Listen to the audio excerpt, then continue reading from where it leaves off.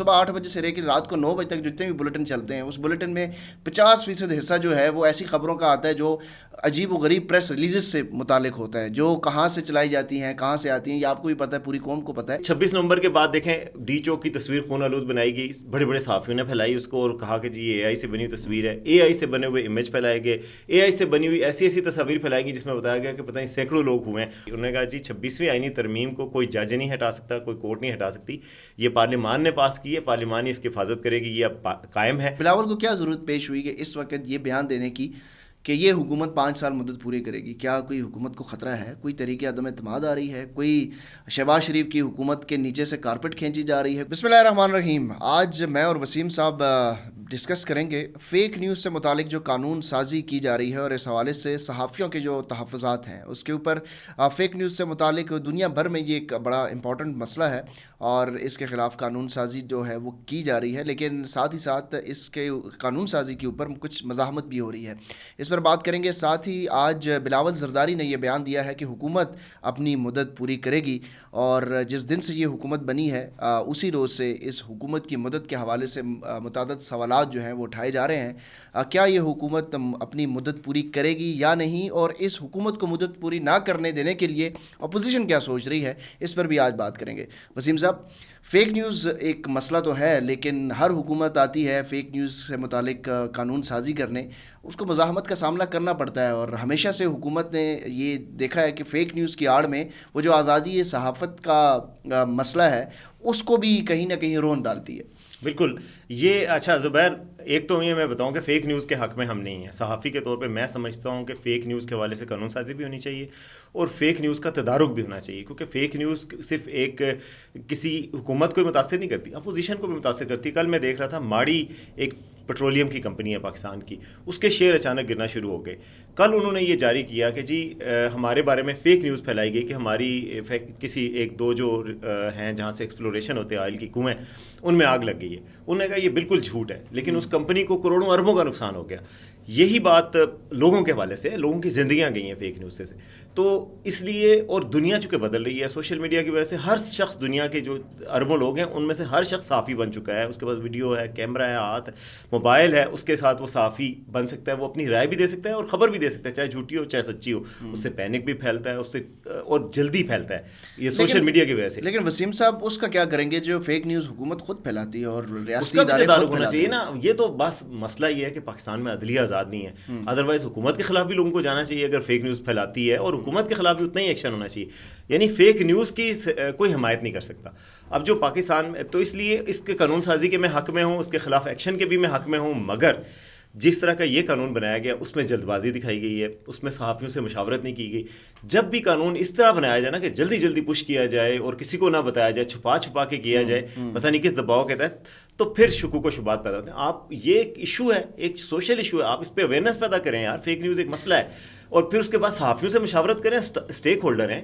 کوئی صحافی اگر آپ کو کہے فیک نیوز ہم نہیں، ہمارا رائٹ ہے فیک نیوز، تو یہ بہت غلط بات ہوگی۔ کوئی بھی نہیں کہے گا فیک نیوز تو کسی صحافی کا رائٹ ہو ہی نہیں سکتا۔ اگر فیک نیوز کی آڑ میں کچھ لوگ جو ہیں وہ کہتے ہیں خود کو صحافی کہتے ہیں، اس کو تو آپ ڈیفینڈ نہیں کر سکتے۔ لیکن مسئلہ یہ ہے کہ اس پاکستان کی ہم بات کریں تو اس وقت سب سے زیادہ فیک نیوز جو ہے وہ سرکاری اور ریاستی بیانیے ہی ہوتا ہے۔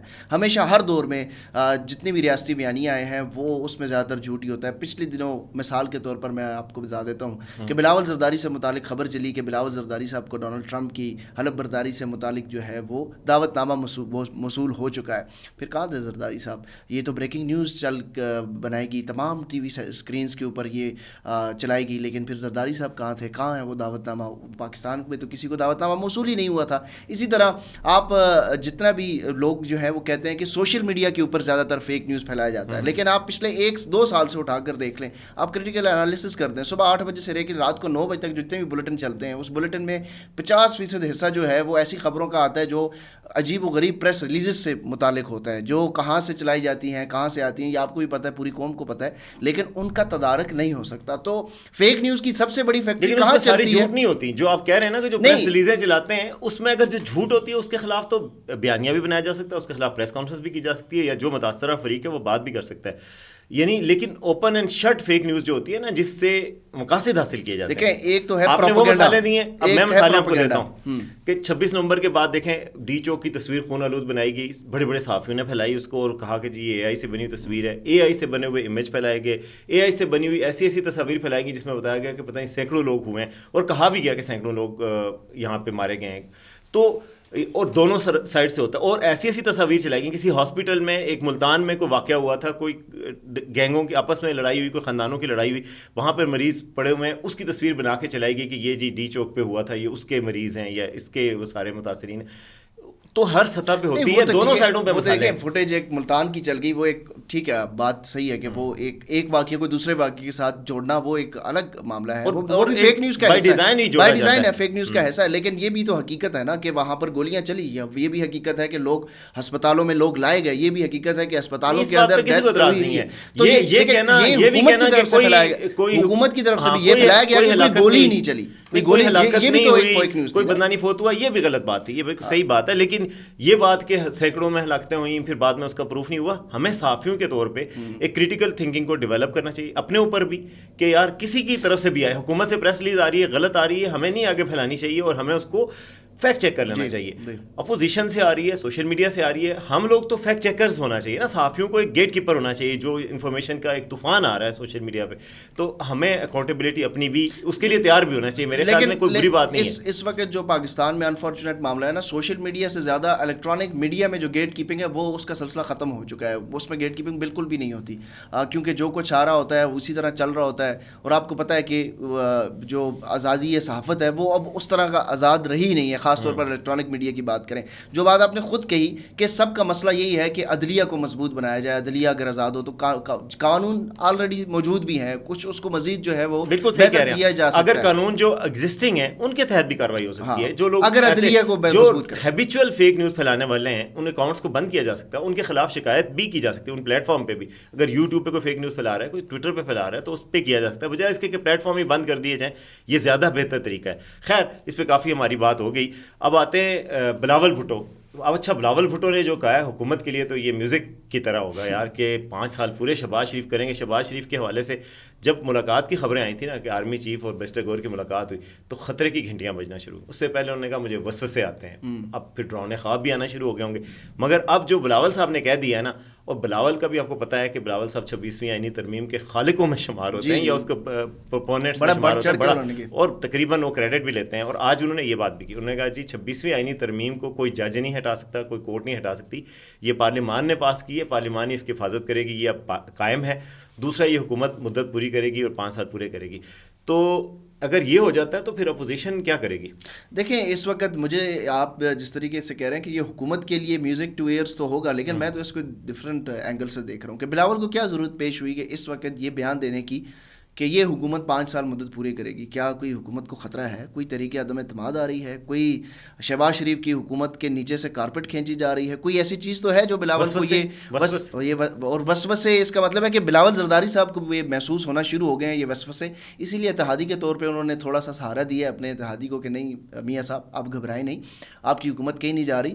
لیکن یہ وسیم صاحب اس حکومت کو بھی پتہ ہے اور اپوزیشن بھی یہ جانتی ہے کہ جس طریقے سے یہ حکومت آئی ہے یہ پورے 5 سال کے لیے ٹینیور کے لیے تو آئی نہیں ہے، یہ ایک میک شفٹ ارینجمنٹ ہے. اور یہ 26ویں آئینی ترمیم کا جو آپ کہہ رہے ہیں حکومت 2018 میں اسی طریقے سے آئی تھی. خیر اس نے بھی 3.5 سال ہی پورے کیے تھے. ایسے ہی ہوتا ہے یہ حکومتیں جو اس طرح آتی ہیں، وہ ہائبرڈ رجیم تھی، یہ ہائبرڈ پلس رجیم ہے. کیونکہ اس کے بارے میں تو بہت اپنے وزراء جو ہیں وہ کہہ چکے ہیں کہ یہ ہائبرڈ پلس رجیم ہے.